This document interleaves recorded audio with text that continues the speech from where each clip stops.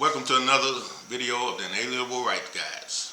We hold these truths to be self-evident that all men are created equal with certain inalienable rights that are endowed by their, the thing. Today is a good day. We are here to rejoice together as brothers, as Inalienable Right Guys. We love our country and we love what we heard, and we love to see that ACB has been confirmed. Notorious ACB. The notorious ACB. And she had a statement today as far as her acceptance speech. It was just magnificent. It was off the charts.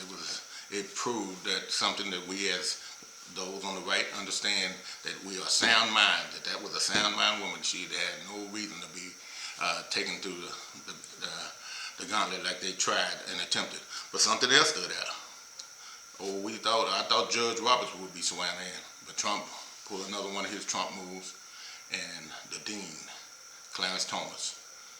And someone said that there it is. We done come full circle. That black and white. Black man swearing in a white woman.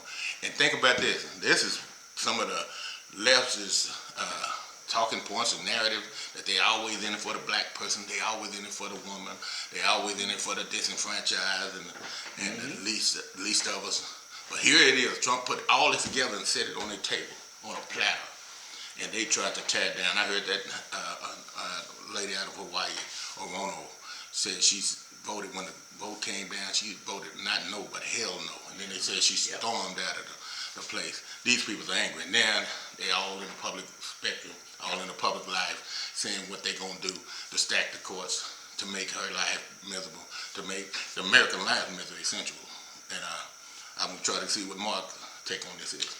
Well, I think, that the greatest thing, I tried to talk to my kids about this a little bit this morning because we were doing some stuff on the Constitution. And judges aren't supposed to be partisan, but they end up being partisan, especially here lately. A lot of the stuff that has happened on the Supreme Court, a lot of partisan decisions. They interpret, instead of interpreting the laws the way they were written, and some of these laws can be kind of vague, and that's a problem. But they're supposed to interpret these laws based on the Constitution, based on jurisprudence, the precedent that's gone ahead before the court, and so that we need judges that are gonna do that. And the idea that they want to turn around, if Biden wins, I know they keep saying, they keep asking the question and he won't say it, but we know that's what they're trying to do. They want to go in, if he wins, and add 2, 3, 4, however many they want to add, more people to the Supreme Court, so they can have these activist judges that are going to rule through a liberal ideology. And I really don't think, it came out with Kavanaugh. You've seen some of the things that he ruled on.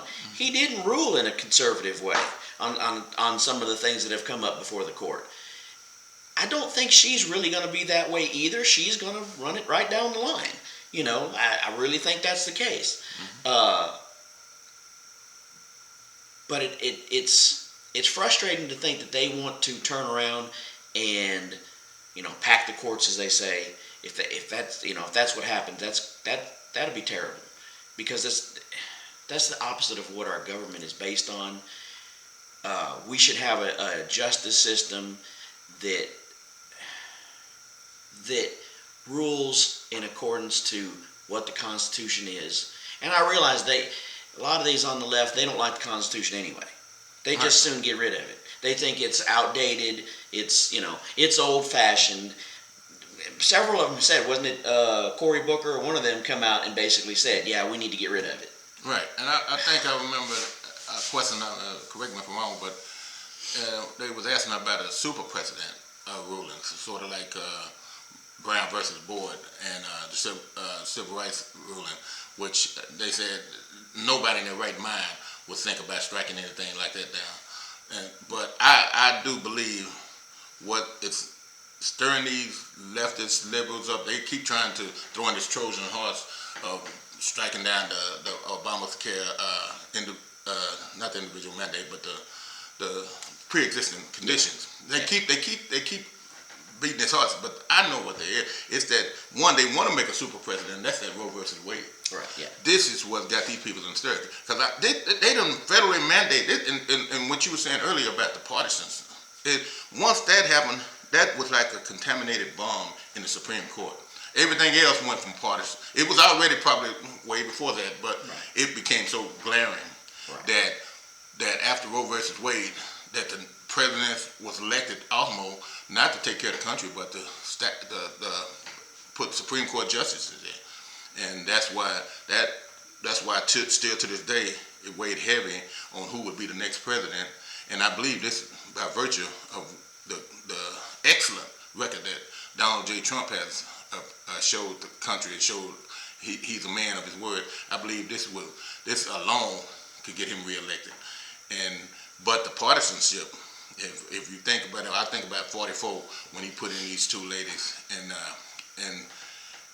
I saw some of their confirmation hearings, but what Kavanaugh and Barrett and them went through was nothing like what they slick with their moves. One time they had Loretta Lynch up for confirmation to be a DOJ justice, and the headlines read, "Republicans trying to go for another Lynch." And, they throw this word in there, the pull at the heartstrings of racism and all this, but they are not concerned with jurisprudence. Right. You see, and that's why it's partisan, and this weighs on the next president more than just about any other issue is having the Supreme Court. I wasn't as attuned to what's going on and the political scene. But I remember when Clarence Thomas was put in there, and the stuff that he went through when they tried to put him in there. Yes, I remember that was a debacle too. Yeah, Anita Hill. Yeah. They tried to get him for some trumped up sexual harassment charges, and that was a debacle. Yeah. But at the same time, he said it at his own self when he had enough of them. I think even Joe Biden was one of the ones that was giving him a hard time. That's the irony of it. Exactly. And he said that this is not a hearing, this is a public lynching. Yeah. And pretty much what it were, and it boggles my mind again. It throws me way off base when I think about how they can think that they can throw rocks and live in a glass house. How they can attack the very images that they say they support. Right. Now here's a black man, and they gave him Clarence Thomas. They gave him all the heck you can give an individual. Yeah. And the man was impeccable. Again, it goes back to kind of what we talked about in the last video. This idea that if you don't, if you're not on their side, when we talked about them telling you that, if you don't vote this way or you don't think this way, you're not black. Right. It's kind of that same thing. This is the same thing. Because you're not, this way, because Clarence Thomas, is conservative, then, they try to discount him and put him down and all this kind of stuff. Yeah. It's that same ideology, some crazy ideology. But, the more we pry into this, the more it makes me think of how the Democrats, when you go back historically, how they got the same, they use the same tricks. They're a one-trick pony, but at the same time, they think that they have a monopoly on the black man, and all the racist institutions, all the from what I heard, not a single Republican owned a slave back in them days, in them times, because there wasn't no Republican Party until Abraham Lincoln. Right. But they created all these institutions, and then got up to LBJ with the civil rights, and LBJ said, after he signed it, that he had them N-words voting for Democrats for the next 200 years. And I always say, my being a black man, I can say this and get away with it. It's been 50 years, so I ain't gonna argue with them for another 150 years, because they will not listen to me. No. But come off that plantation. plantation. It's a big world, vast world out here with plenty. And them conservatives will tell you it's beautiful. You know, we'll tell you it's a beautiful world out there, and it's a beautiful day that ACB, and you can say it was ABC to me. It should have been. She should have just flew through. They shouldn't even have a hearing. Oh, you know, that's what I said in our last video when we talked about her her being nominated. Is to me, why put her through? First of all, why put her through all that garbage? Why put her and her family through all that? Now, it wasn't near as bad as what they put Kavanaugh through, but still, you know, why put her through all that stuff? But they did, and she's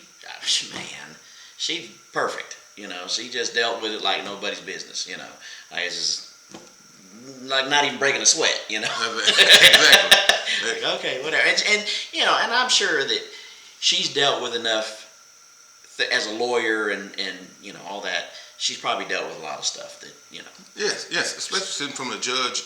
And in one sense, when I was watching the proceedings and the hearings, it actually looked like the Senate was on trial. I mean, she was so in charge. Yeah. She sit there like she was sitting from her judge seat, and she was actually already trying a case. Now, I don't know if you noticed that. Already. And the ones that had any common sense, like, you know, those on the conservative side or the Republican side, they saw it from a mile away and they gave that woman all the respect she wanted. Those that tried to come from the left side, they the one got battered and bruised. Mm-hmm. Yeah, exactly. So it was we're here, Mark and myself, we just want to say we're pleased with the outcome. She'll do good. Yeah, I think she'll do real good. So congratulations to her. Congratulations. All right. Again, thanks everybody. We'll see you in the next one.